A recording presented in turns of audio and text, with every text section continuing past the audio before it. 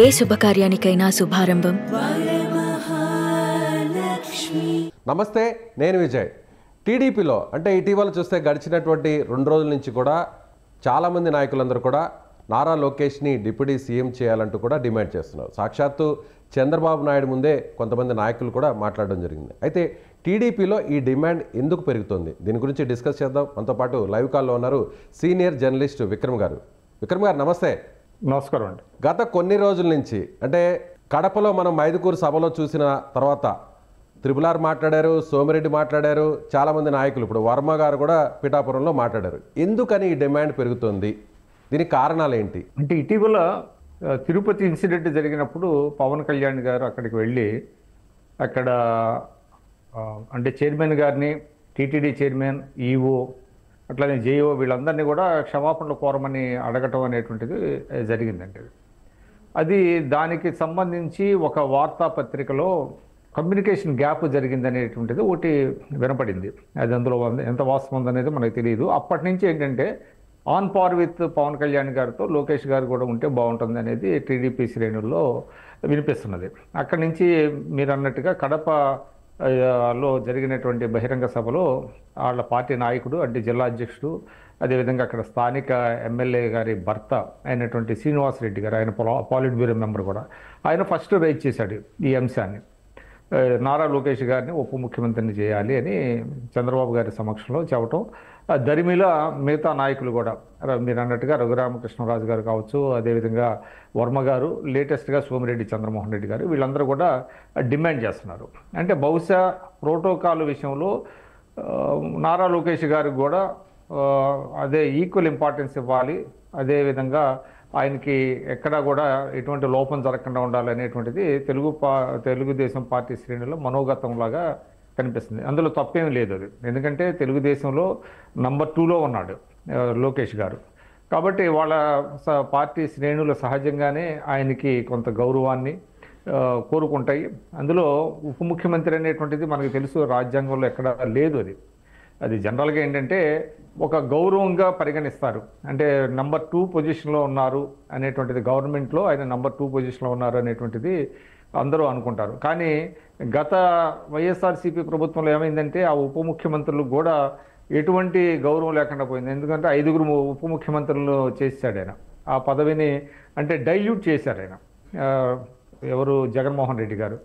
దాంతో ఏంటంటే ఉప ముఖ్యమంత్రి అనే దానికి కొంత శాంక్టిటీ అనేటువంటిది తగ్గిపోయింది. అందువల్ల అయితే ఇప్పుడు కూటమి ప్రభుత్వం వచ్చిన తర్వాత చంద్రబాబు నాయుడు గారు, పవన్ కళ్యాణ్ గారు తన అంటే చాలా కష్టకాలంలో వచ్చి ఆయన హెల్పింగ్ హ్యాండ్ని ఎక్స్టెండ్ చేశారు. అదేవిధంగా కూటమి ఏర్పడటానికి ఆయన ప్రధాన భూమిక పోషించారు అనేటువంటి ఒక కారణాలతో ఆయన్ని గౌరవించాలి అనేటువంటి దీంతో ఆయన ఉప ముఖ్యమంత్రిగా చేసినటువంటి మాట వాస్తవం. అయితే తెలుగుదేశం పార్టీ శ్రేణుల డిమాండ్లో తప్పు లేదు, వాళ్ళ నాయకుడిని ఆ స్థాయిలో చూడాలనుకోవటంలో కూడా తప్పు లేదు. అయితే చంద్రబాబు నాయుడు గారు ఏంటంటే ఏదైనా కూడా ఒక టైమింగ్ అనేది ఉంటుందండి. ఆయన ఒక సమయానుకూలంగా ఆయన నిర్ణయాలు తీసుకుంటారు. అంటే ఇప్పుడు ప్రస్తుతం ఏంటంటే రాష్ట్రం ముందు అనేక సమస్యలు ఉన్నటువంటి తరుణంలో ఇది పొలిటికల్ ఇష్యూ. అంటే ముందు ప్రజల ఇష్యూస్ని పరిష్కరించిన తర్వాత ఆయన పొలిటికల్ ఇష్యూస్ మీద దృష్టి పెడతారు, మనకి అందరికీ తెలుసు. కాబట్టి తెలుగుదేశం పార్టీ శ్రేణులు డిమాండ్ చేయడంలో తప్పులేదు. అదేవిధంగా లోకేష్ గారికి కూడా అన్ని అర్హతలు ఉన్నాయి, అది కూడా మనకి వాస్తవంగా ఇచ్చే పరిస్థితి ఉంటుందా? వాస్తవంగా అంటే ఇమ్మీడియట్గా జరగకపోవచ్చు అని నేను అనుకుంటున్నానండి. ఎందుకంటే చంద్రబాబు నాయుడు గారు పార్టీ శ్రేణుల నుంచి వస్తున్నటువంటి డిమాండ్ని ఆయన పరిగణిస్తారు. అంత మాత్రం చేత వెంటనే ఈ కొన్ని డిమాండ్స్ వచ్చినంత మాత్రాన్ని వెంటనే ఆయన స్పందించి ఆయన ఉప ముఖ్యమంత్రి చేయరు. అలా జరిగితే ఏమవుతుందంటే పార్టీ శ్రేణులు అనేక డిమాండ్లు ఇంకా తీసుకొస్తానికి ప్రయత్నాలు జరుగుతూ ఉంటాయి. కాబట్టి పార్టీ శ్రేణుల డిమాండ్స్లో ఉన్న వాటిని సమయానుకూలంగా నిర్ణయం తీసుకోవడం అనేది పార్టీ అధ్యక్షుడిగా ఆయన బాధ్యత.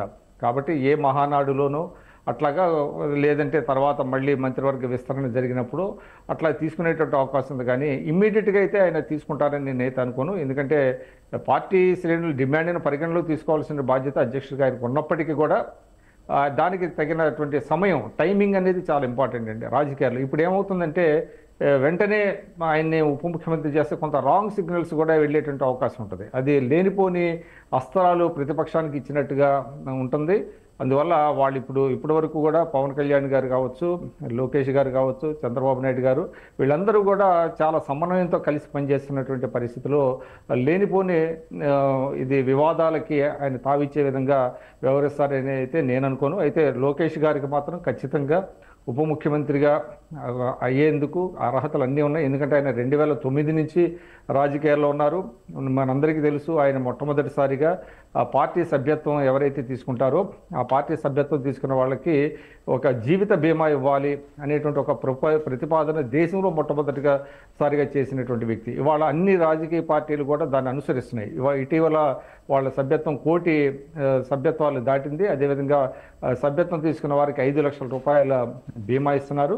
అదేవిధంగా ఇంకోటి కూడా ఈ సందర్భంగా చెప్పాలి, లోకేష్ గారిని మీద ఒక కన్సర్టర్గా ఒక సెక్షన్ ఆఫ్ మీడియాలో వ్యతిరేక ప్రచారం జరిగింది. నిజానికి ఆయన స్టాన్ఫోర్డ్ లాంటి ప్రతిష్టాత్మక యూనివర్సిటీలో చదువుకొని వచ్చారు. అదేవిధంగా దేశంలో మొట్టమొదటిసారిగా ఆయన ఇంకొక ప్రతిపాదన కూడా చేశాడు. ఆయన 2009లోనే అందరికంటే ముందుగా ఏంటంటే మనీ ట్రాన్స్ఫర్ స్కీమ్ అనేది, అంటే డైరెక్ట్ మనీ ట్రాన్స్ఫర్ స్కీమ్ అనేది ఆయన ప్రతిపాదన చేశాడు 2009లో. కానీ ఆ తర్వాత ఏంటంటే దానికి పెద్దగా ఆ రోజుల్లో ఎవరు సపోర్ట్ చేయలేదు. తర్వాత కాలక్రమంలో ఆ ప్రతిపాదన అనేటువంటిది మరుగున పడిపోయింది. తర్వాత జగన్మోహన్ రెడ్డి గారు మళ్ళీ వచ్చిన తర్వాత 2019లో మళ్ళీ ఆయన డైరెక్ట్ బెనిఫిట్స్ ట్రాన్స్ఫర్ స్కీమ్ అనేటువంటిది డీబీటీ అనేటువంటిది తీసుకొచ్చారు. కానీ అందువల్ల మనం చెప్పాల్సింది ఏంటంటే, ఇక్కడ తెలుసుకోవాల్సింది ఏంటంటే, లోకేష్ గారికి అన్ని అర్హతలు ఉన్నాయి. ఆయన రాజకీయంగా కూడా అనేక ముందుగా ఆలోచించగలిగేటువంటి వ్యక్తి కాబట్టి ఆయన ఉపరాష్ట్రపతి ఇచ్చినా కూడా రాష్ట్రానికి మేలు జరుగుతుంది. అదేవిధంగా తెలుగుదేశం పార్టీ శ్రేణులకు కూడా ఒక సంతృప్తి కలుగుతుంది. దానివల్ల ఇది కొనసాగితే నష్టం జరిగే అవకాశం ఉందంటారా మిత్రధర్మానికి? నష్టం అంటే టైమింగ్ అండి. అంటే ఇప్పటికిప్పుడు చేస్తే మాత్రం ఏదైనా అట్లాంటి అనుమానాలకి తావి ఇచ్చేటువంటి అవకాశం ఉంది. కాబట్టి సమయానుకూలంగా నిర్ణయం తీసుకుంటే బాగుంటుంది. అట్లానే తీసుకుంటారు. చంద్రబాబు నాయుడు గారు కూడా తొందరపడేటువంటి వ్యక్తి కాదు. ఎందుకంటే ప్రజల యాస్పిరేషన్స్ ముఖ్యం. ఇప్పుడు ఉన్నటువంటిది ఏంటంటే పార్టీ శ్రేణుల యాస్పిరేషన్స్ కంటే ప్రజల యాస్పిరేషన్స్ చాలా ముఖ్యం. కాబట్టి ముందు ప్రజా సమస్యల మీద ఆయన దృష్టి పెట్టేటువంటి అవకాశం ఉంది. తర్వాత పార్టీ శ్రేణుల నుంచి వచ్చే డిమాండ్స్ని పరిగణలో తీసుకొని ఎప్పుడు ఏ విధంగా ఏ నిర్ణయం తీసుకోవాలనేటువంటిది ఆయన ఖచ్చితంగా తీసుకునేటువంటి అవకాశం ఉంటుంది. కాబట్టి ఇవాళ కాకపోయినా రేపైనా కొంత ఆలస్యమైనప్పటికీ కూడా ఆయన్ని ఈ మే బి మేడ్ డిప్యూటీ చాలా స్మూత్ గా డీల్ చేస్తారంటారు. ఇప్పటికెప్పుడే నిర్ణయం తీసుకోరు, కానీ ఖచ్చితంగా బాగా చెప్పారు. అది స్మూత్ గా డీల్ చేస్తారు. ఎందుకంటే ఒక నిర్ణయం తీసుకున్నప్పుడు అండి ఆ నిర్ణయం పార్టీకి ఉపయోగపడాలి, రాష్ట్రానికి ఉపయోగపడాలి. అంతే తప్ప పార్టీకి నష్టం చేయకూడదు, రాష్ట్రానికి నష్టం చేయకూడదు. కాబట్టి అది రాజకీయ నీతిజ్ఞులు చేసేటువంటిది. అంత హడావుడిగా ఇప్పటికిప్పుడు తీసుకొని లేనిపోని ఇబ్బందులు పడేటువంటి అవకాశం ఆయన క్రియేట్ చేస్తారని నేనైతే అనుకోవట్లేదు. పవన్ కళ్యాణ్ గారు ఎలా రెస్పాన్స్ అవుతారు అనుకుంటున్నారు? పవన్ కళ్యాణ్ గారు రెస్పాన్స్ అవడానికి ఏముందంటే, ఇప్పుడు it is the prerogative of the chief minister అండి. ఎవరిని మంత్రివర్గంలో తీసుకోవాలి, ఎవరు ఉండాలి మంత్రివర్గంలోకి అనేటువంటిది అంతే. ఇంకోటి ఏంటంటే పవన్ కళ్యాణ్ గారు అంత సంకుచితంగా ఆలోచిస్తారని నేనైతే అనుకున్నాను. అంటే ఇంకొకరిని ఎవరన్నా డిప్యూటీ చీఫ్ మినిస్టర్ని చేస్తే తన స్థాయి ఏదో తగ్గిపోయింది, తనకి ఏదో పోటీ అని ఆలోచించే అంత సంకుచితత్వం ఆయనలో లేదు. ఇంకోటి కూడా నేను ఈ సందర్భంగా చెప్పదలుచుకున్నాను, చంద్రబాబు నాయుడు గారు లోకేష్ గారిని డిప్యూటీ సీఎం చేస్తే ఇంకొక బలహీన వర్గాల నుంచి కూడా మరొకరిని కూడా తీసుకునేటువంటి అవకాశం కూడా ఉందండి. ఎందుకంటే సామాజిక సమతుల్యత కూడా చూడాల్సినటువంటి అవసరం ఉంది.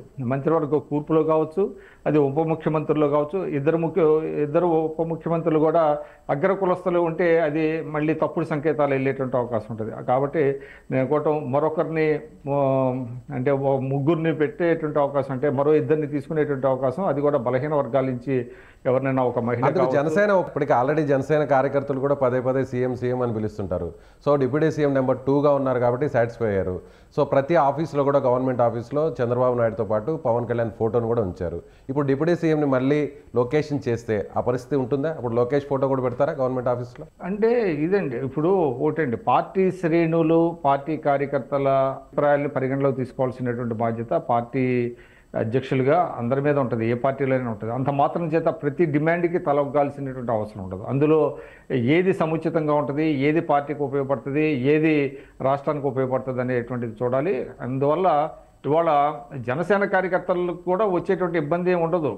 ఎవరు కూడా ఏదో సోషల్ మీడియాలో కొంతమంది ఆ పేరిటే కొంత ప్రచారం చేయొచ్చేమో కానీ ఇవాళ లోకేష్ గారిని డిప్యూటీ సీఎంని చేస్తే పవన్ కళ్యాణ్ గారికి వచ్చేటువంటి ఇబ్బంది ఏముంటుంది? ఆయనకు ఉండే స్థానం ఆయనకున్నది. ఆయన ఒక పార్టీ అధ్యక్షుడిగా ఉన్నారు. చాలా కీలకమైనటువంటి పాత్ర పోషిస్తున్నారు రాష్ట్ర రాజకీయాల్లో. కనుక ఇట్లాంటి చిన్న చిన్న విషయాల మీద పట్టింపులకు పోయేటువంటి మనస్తత్వం పవన్ కళ్యాణ్ గారికి ఉండదు. ఆయన చాలా విశాల దృక్పథంతో రాజకీయాలను చూస్తున్నారు. కాబట్టి ఎవరిని అకామిడేట్ చేసినా కూడా ఆయన అభ్యంతరాలు ఉండవు.